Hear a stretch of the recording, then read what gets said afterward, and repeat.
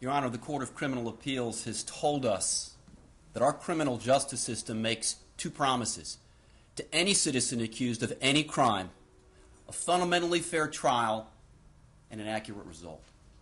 And if the system breaks its promise to the citizen accused, the criminal justice system falls into disrepute. A lot of people didn't know it then, Your Honor, but in this courtroom, 11 years ago, the system broke that promise to Neil Robbins.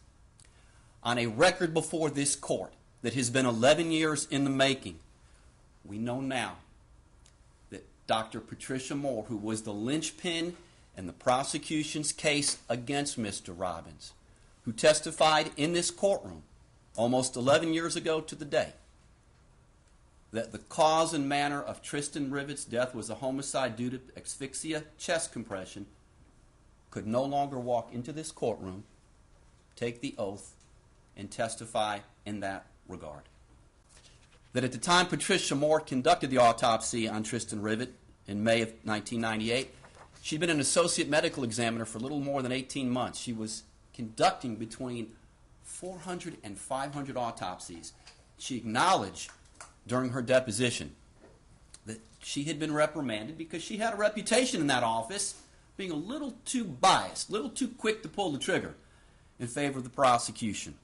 The jury found Neil Robbins guilty. He is now in the 11th year of a life sentence. On direct appeal, the Ninth Court of Appeals, not surprisingly, looked to Dr. Moore's testimony as to the cause and manner of death in rejecting a claim to the legal and factual sufficiency of the evidence.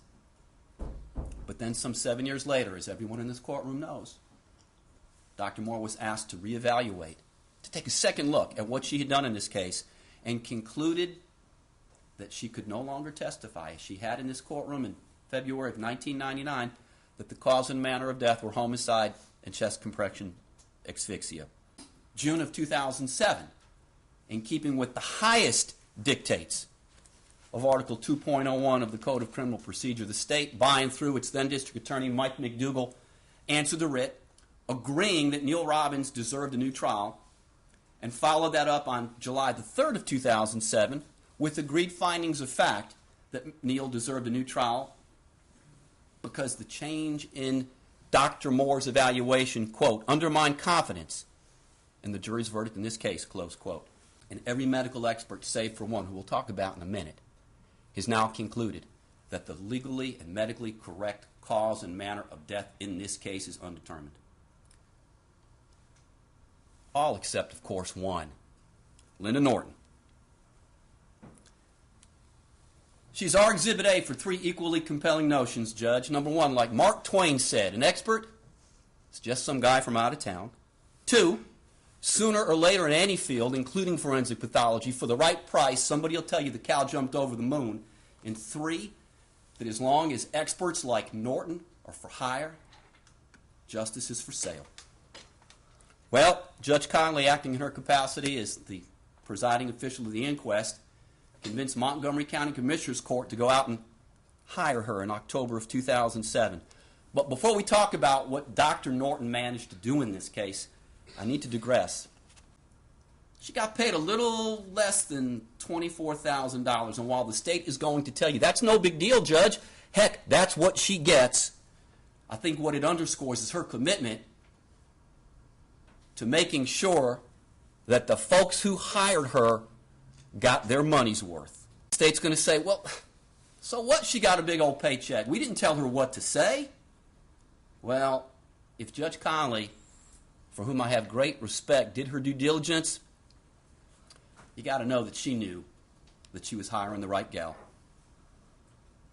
And after she banked that paycheck and that now famous March 2008 phone call, which I know this court has listened to,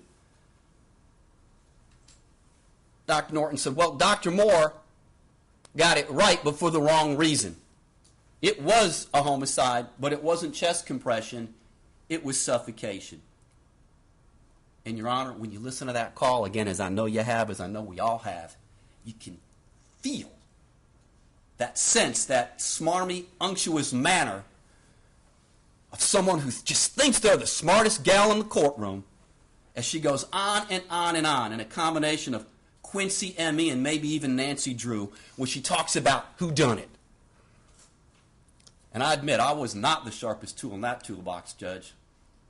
The one question that I did manage to get out was, without being argumentative, Dr. Norton, how do you think that Dr. Bucks, Dr. Moore, and Dr. Wolf, and Dr. Wheeler all came up with a contrary opinion as to the cause and manner of death?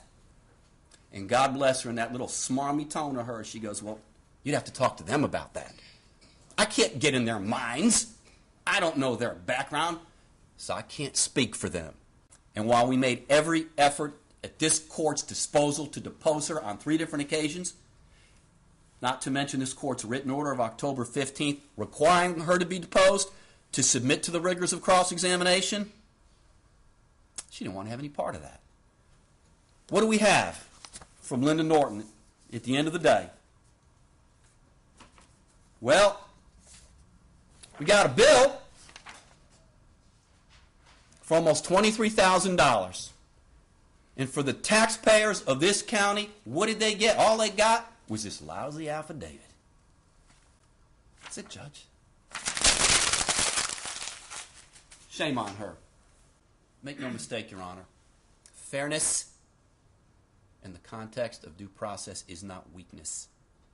Fundamental fairness, the sense of fair play and a level playing field that is it's just ingrained in us. It's in our DNA as citizens of this county, in this state, in this country, leaves this court just one conclusion: that what happened here wasn't fair, wasn't right, and wasn't just. Patricia Moore knew it.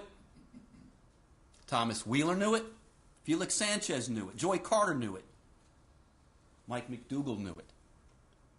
And when you sign your order recommending a new trial for Neil Robbins, you won't be telling the state anything it didn't already know. I do have findings already prepared.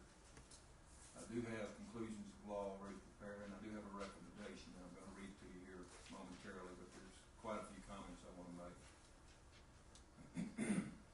The first comment is that I don't want us to lose sight of a 17-month-old girl that lost her life, and I'm very sensitive to that. I've known at the trial the falsity of Moore's testimony. Due to her public position and agency relationship with the state, her knowingly giving false testimony equates to the giving or allowing of false testimony by the state. And to the extent outlined above, the applicant has also shown that he did not receive a fair trial before a fair and impartial jury, guaranteed by the Sixth Amendment to the United States Constitution and Article 1, Section 10 of the Texas Constitution.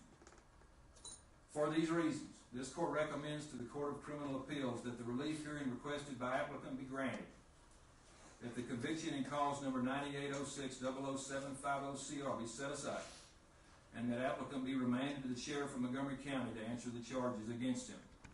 The clerk is ordered to comply with the orders of this court.